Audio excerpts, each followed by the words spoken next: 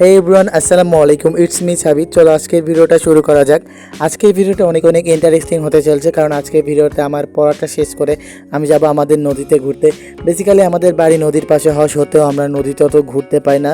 মানে নদীতে আমরা নদীর ভিতরে নৌকা ঘুরতে পারি না, কজ আমাদের নৌকা নেই। সো আজকে অনেক দিন ধরে আমার একটা ফ্রেন্ডের রিকোয়েস্ট করার পর ও একটা নৌকা ম্যানেজ করেছে, অ্যান্ড তারপর ওই নৌকাটা নিয়ে আমরা আমাদের নদীতে ঘুরতে গেলাম। দেখতে পাচ্ছ কত সুন্দর লাগতেছিল। অ্যান্ড এটা ছিল হচ্ছে বিকালের একটা মুহূর্তে, অ্যান্ড সন্ধ্যার সময় এটা আরও সুন্দর লাগছিল।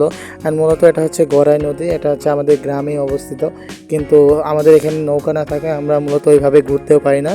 তারপর আমরা দুইটা নৌকা পাইলাম, এদের মধ্যে একটা নিয়ে আমরা যাওয়া শুরু করলাম। আর আমরা মেইনলি যাবো ওই দিক, কারণ এই দিকে এত পরিষ্কার না, এদিকের পানিটা একটু ঘোলা।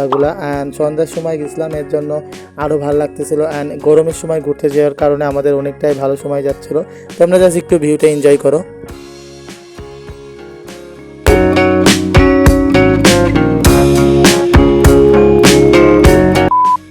দেখতে পাচ্ছ পানি কত পরিষ্কার, একদম মনে হচ্ছে গোসল করি। কিন্তু আমরা যেহেতু একটু বিকাল টাইমে গেছিলাম, প্রায় অলমোস্ট সন্ধ্যা হয়ে যাচ্ছিলো, এর জন্য আর গোসল করলাম না।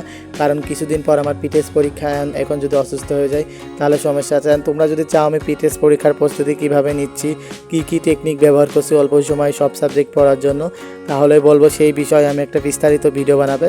শুধুমাত্র কমেন্টে জানাও যে ভাইয়া জানতে চাই যে তুমি পিটেসে কীভাবে পড়ছো, সেই বিষয়ে এইটা শুধু কমেন্ট করলে আমি বলে দেবো।